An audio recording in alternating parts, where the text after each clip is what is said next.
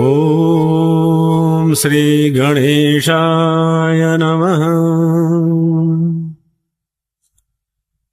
यं ब्रह्मा वरुणेन्द्ररुद्रमरुतः स्तुन्वन्ति दिव्यैस्तवैर्वेदैः साङ्गपदक्रमोपनिषदैर्गायन्ति यं सामगाः। ध्यानावस्थिततद्गतेन मनसा पश्यन्ति यं योगिनो यस्यान्तं न विदुः सुरासुरगणा देवाय तस्मै नमः। श्रीमच्चन्दनचर्चितोज्ज्वलवपुः शुक्लाम्बरा मल्लिका मालालङ्कृतकुण्डला प्रविलसन् मुक्तावली शोभिता। सर्वज्ञाननिधानपुस्तकधरा रुद्राक्षमालाधरा वाग्देवी वदनाम्बुजे वसतु मे त्रैलोक्यमाता चिरम्।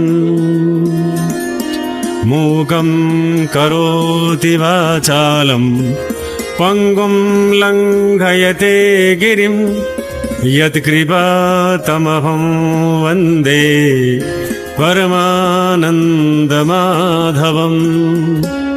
नमो भगवते तस्मै व्यासायामिततेजसे यस्य प्रसादाद् वक्ष्यामि नारायणकथामिमाम्।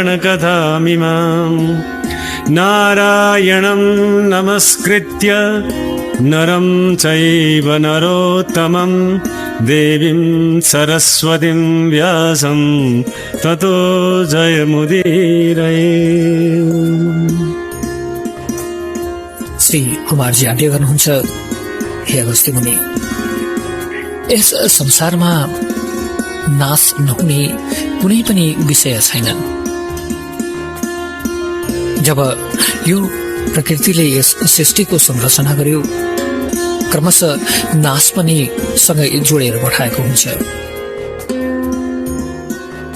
यस संसारको मूल विशेषता नै यही नै हो,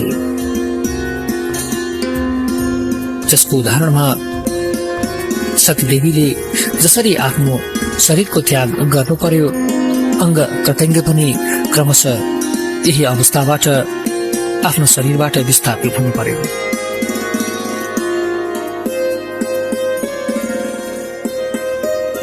तब अगस्त्य मुनि जो सतीदेवीको अङ्ग पतनको प्रसङ्ग सुनिरहेका थिए, दुवै हात जोडी बडो श्रद्धाका साथमा कुमारजीले अगस्त्य मुनिलाई एकपटक हेर्नुभयो। हे अगस्त्य मुनि,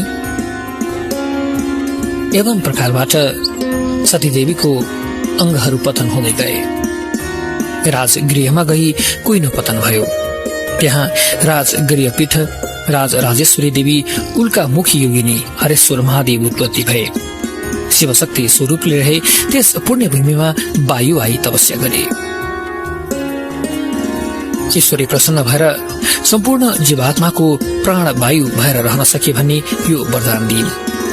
त्यहाँबाट महापन्थमा पुग्दा देब्रे कोहिना पतन भयो। महापन्थ पीठ प्रचण्ड चण्डिका देवी रेणुका योगिनी विश्वमित्रेश्वर महादेव उत्पत्ति भए। शिवशक्ति स्वरूपले रहे त्यस आनन्द भूमिमा विश्व वसुघड़ा आई तपस्या गरे। ईश्वरी प्रसन्न भई इन्द्रादि देवतालाई मोह गर्न सके भने यो वरदान दिए। फेरि कोल्हापुरमा पुग्दा उदर पतन भयो। कोल्हापुर पीठ महालक्ष्मी देवी नर्मदा योगिनी सुमनसान दक्षिणेश्वर महादेव उत्पत्ति भए। विश्व स्वरूपले रहे त्यस सिद्ध भूमिमा गरुण आई तपस्या गर्दा ईश्वरी प्रसन्न भएर नागहरू तिम्रो आहार हुनेछन् यो वरदान दिइन्। फेरि एकाकारमा पुग्दा दाहिने घुँडा पतन भयो। एकाकार पीठ रत्नादेवी शङ्कुपासा योगिनी उन्मत्तेश्वर महादेव उत्पत्ति भए। शिवशक्ति स्वरूपले रहे त्यस पूर्ण भूमिमा प्रस्तर पत्थर आई तपस्या गरे। ईश्वरी प्रसन्न भएर देवता मानेर मनुष्यले तिमीहरूलाई पूजा गरून् भनेर वरदान दिए। त्यहाँबाट ओमकारेश्वरमा पुग्दा माथिल्लो ओठ पतन भयो। ओमकारेपीठ मातृका देवी पूर्णधरी योगिन सन्तानेश्वर महादेव उत्पत्ति भए। शिवशक्ति स्वरूपले रहे त्यस मोक्ष भूमिमा कल्प वृक्ष आई तपस्या गरे। ईश्वरी प्रसन्न भएर चिताएको कुरा दिन सके भनी वरदान दिए। फेरि जयन्तीपुरमा पुग्दा कलेजो पतन भयो। जयन्तीपुर पीठ जयन्ती देवी खेचरा योगिनी कल्पेश्वर महादेव उत्पत्ति भए। शिवशक्ति स्वरूपले रहे त्यस सिद्ध भूमिमा तुलसी कुश आई श्रद्धापूर्वक तपस्या गरे। ईश्वरी प्रसन्न भएर धर्म कर्म गर्दा तिमीहरू रहनै पर्छ भनी वरदान दिए। अनि उज्जैनमा पुगेपछि रगतको डल्लो पतन भयो। उज्जैन पीठ महाकाली देवी लजिन्वर योगिनी झङ्केश्वर महादेव उत्पत्ति भए। शिवशक्ति स्वरूपले रहे त्यस आनन्द भूमिमा हिमालय पर्वतले तपस्या गरे। ईश्वरी प्रसन्न भएर यावत जीवात्मालाई मोक्ष दिन सके यो वरदान दिए। फेरि चरित्रपूर्व पुग्दा दाहिनी कान पतन भयो। चरित्रपुर पीठ सुवर्णेश्वरी देवी चित्रवर्णा योगिनी वायव्येश्वर महादेव उत्पत्ति भए। शिवशक्ति स्वरूपले रहे त्यस शान्त भूमिमा योगिनी गणले तपस्या गरे। ईश्वरी प्रसन्न भएर तिमीहरू सदैव योगीको फल दिन समर्थ भए भने यो वरदान दिए। हे अगस्त्य मुनि, फेरि सिरिकापुरमा पुग्दा भुँडी पतन भयो। सिरिकापुर पीठ युगादय देवी कलंका योगिनी सहस्रेश्वर महादेव उत्पत्ति भए। शिवशक्ति स्वरूपले रहे त्यस पुण्य भूमिमा मातृका गण आई तपस्या गरे। ईश्वरी प्रसन्न भएर स्थानको अधिपति हुन सके भनी वरदान दिए। तब हस्तिनापुरमा गई दाहिने कुम पतन भयो। हस्तिनापुर पीठ चण्डेश्वरी देवी कोटरा योगिनी मुसुखारेश्वर महादेव उत्पत्ति भए। शिवशक्ति स्वरूपले रहे त्यस वीरभूमिमा सुदर्शन चक्र आई तपस्या गरे। ईश्वरी प्रसन्न भएर संहारकर्ता हुन सके भनी यो वरदान दिए। फेरि उड्डियानमा पुग्दा शिर पतन भयो। उड्डियान पीठ विकला देवी पिङ्गला योगिनी यक्षेश्वर महादेव उत्पत्ति भए। शिव शक्ति स्वरूपले रहे त्यस मोक्ष भूमिमा हनुमान आई तपस्या गरे। ईश्वरी प्रसन्न भएर रामको सेवक बनेर लंका डढाउन सके भने यो वरदान दिइन्। फेरि प्रयागमा पुगेपछि फोक्सो पतन भयो। प्रयाग पीठ सिंह जंगा योगिनी महेन्द्रेश्वर महादेव उत्पत्ति भए। शिव शक्ति स्वरूपले रहे त्यस आनन्द भूमिमा 10 अवतारले गई तपस्या गरे। ईश्वरी प्रसन्न भएर सत्य त्रेता द्वापर र कलिमा दुष्ट दैत्यहरूको संहार गर्न सके भनी वरदान दिए। फेरि विश्वमा पुग्दा मृगोल पतन भयो। विश्वपीठ झङ्केश्वरी देवी झङ्काली योगिनी कुण्डलेश्वर महादेव उत्पत्ति भए। शिवशक्ति स्वरूपले रहे त्यस कर्मभूमिमा विश्वकर्माले तपस्या गरे। ईश्वरी प्रसन्न भएर तिम्रो कीर्ति चन्द्र सूर्य रहेसम्म रहिरहोस् भनी वरदान दिए। मायापुरी हरिद्वारमा गई फियो पतन भयो।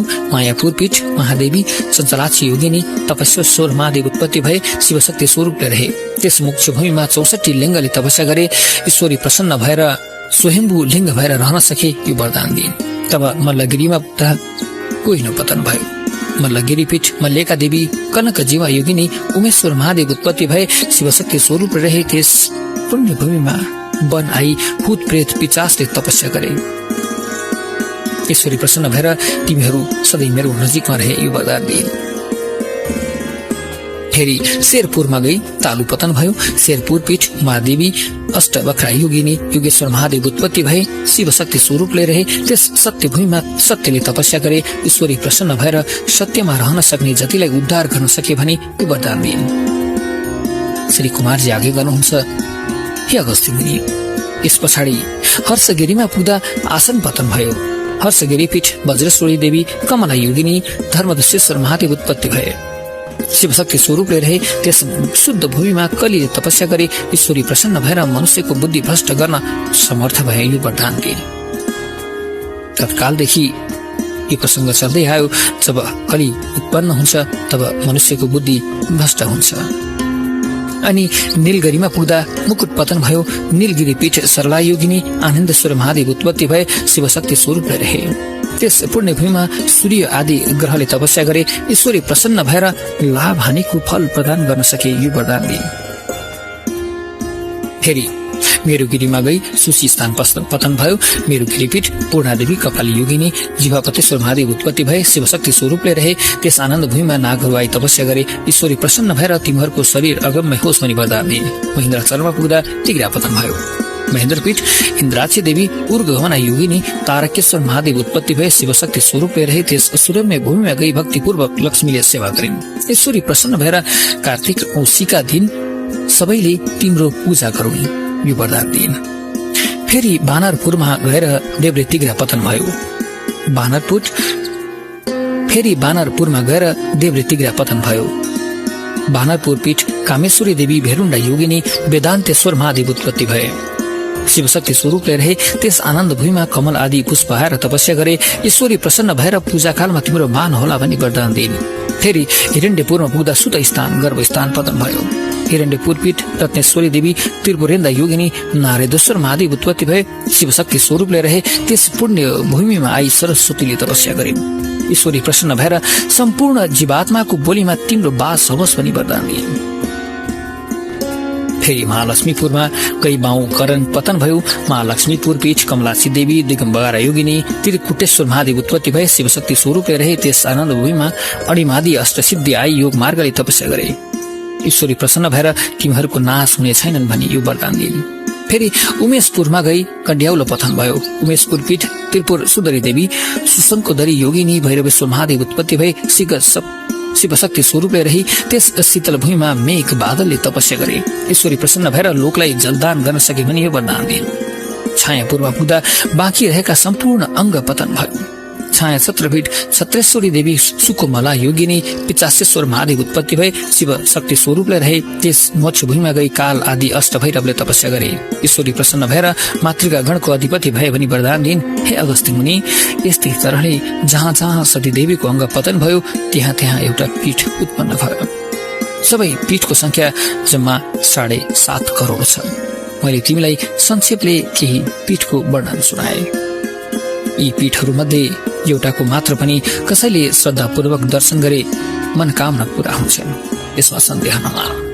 यस प्रकार श्री कुमारजीले अगस्त्य मुनिलाई सतीदेवीको अङ्ग पतनको बारेमा वर्णन गर्नुभयो। इति श्री स्कन्द पुराणे केदारखण्डे माघ महात्म्ये कुमार अगस्त्य संवादे श्री स्वस्तानी परमेश्वर्या व्रत कथा सतीदेव्या अङ्ग प्रत्यङ्ग पतन स्थाने पीठ उत्पत्ति वर्णन नाम। तत्रैव गंगा यमुना च तत्र गोदावरी सिन्धु सरस्वती च सर्वाणि तीर्थानि वसन्ति तत्र यत्राचितोदार कथा प्रसङ्गः। कायेन वाचा मनसेन्द्रियैर्वा बुद्ध्यात्मना वानुसृतिः स्वभावात् करोमि यद्यत् सकलं परस्मै नारायणायेति समर्पये तत्।